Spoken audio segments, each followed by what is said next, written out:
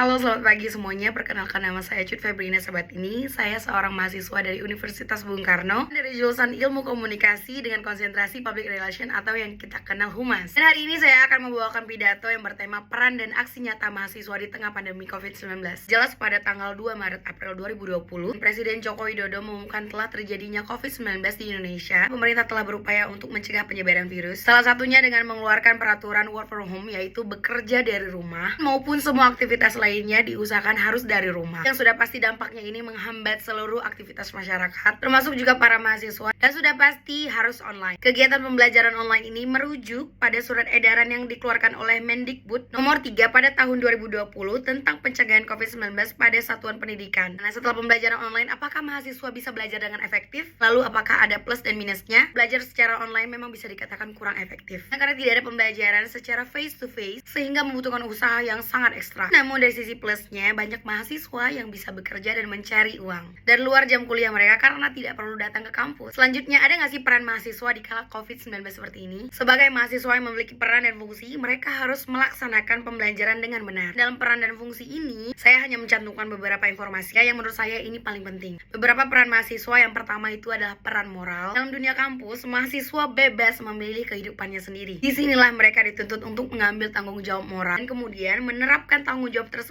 pada kehidupan dan tanggung jawab moral dalam masyarakat. Selanjutnya, peran sosial. Peran di sini berarti dimanapun mahasiswa berada, apapun perilakunya tidak hanya baik untuk diri sendiri, tapi juga baik untuk lingkungan sekitar. Kemudian ada peran intelektual, yang dimana mahasiswa sering disebut cendekiawan, harus mengaplikasikan jati diri mereka dalam kenyataan. Artinya, ketika seseorang menjadi mahasiswa, ia harus menyadari bahwa fungsi dasar mahasiswa adalah untuk memperjuangkan ilmu, pengetahuan, dan menggunakan kecerdasan yang dimilikinya dalam proses pendidikan untuk memberikan perubahan yang lebih baik untuk masa depan. Seorang mahasiswa harus mencontohkan hal-hal yang baik seperti berdiam di rumah, belajar dari rumah, keluar rumah hanya untuk kepentingan yang sangat mendesak, dan juga tidak lupa menjalankan protokol kesehatan yang sudah diputuskan oleh pemerintah sesuai anjuran pemerintah untuk menekan angka penyebaran COVID-19.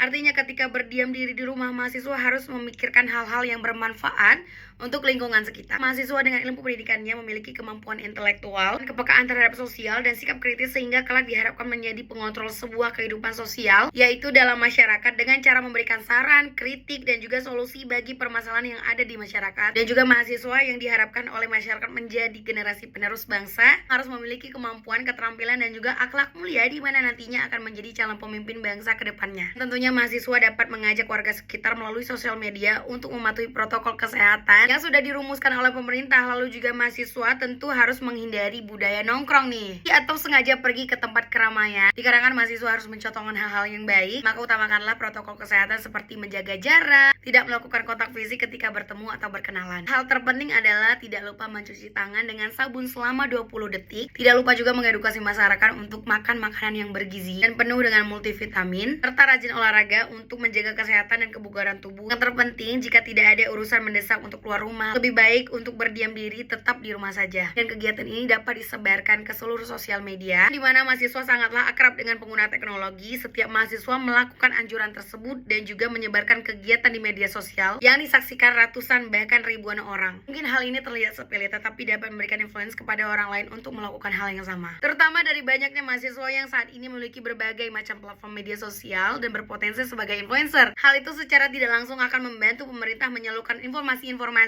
dalam mencegah penyebaran COVID-19 di Indonesia. Mahasiswa dikenal dengan kreativitas yang tinggi, bersikap optimis, dan memiliki kemampuan yang adaptif, sehingga mereka dapat mengambil peran penting di tengah ancaman COVID-19. Dan ketika penerapan kebijaksanaan PSBB berlangsung, teknologi sangat berperan untuk melancarkan aktivitas sehari-hari, baik bagi anak sekolah, mahasiswa, UMKM, maupun pekerja kantoran yang melakukan aktivitas work from home. Maka dari itu, seluruh aktivitas mahasiswa di saat pelaksanaan PSBB harus didukung layanan internet yang cepat dan stabil. Dan untuk memenuhi kebutuhan informasi, hiburan, keperluan sehari-hari, bahkan mencari nafkah dengan berbisnis pun semua tersedia di dunia internet. Kemudian mahasiswa juga dapat melakukan penggalangan dana yang ditujukan kepada warga yang membutuhkan di masa pandemi ini, seperti memberikan makanan dalam bungkusan yang sasaran yaitu orang-orang rentan di jalanan yang terkena dampak COVID. Lalu mahasiswa juga dapat melakukan gerakan sosial dengan menjadi Satgas COVID-19. Mahasiswa dapat menjadi relawan untuk penyalur bantuan logistik berupa makanan yang bergizi, vitamin, masker, dan masih banyak lainnya. Baik, sekian pidato dari saya. Mohon maaf jika ada salah kata. Assalamualaikum warahmatullahi wabarakatuh.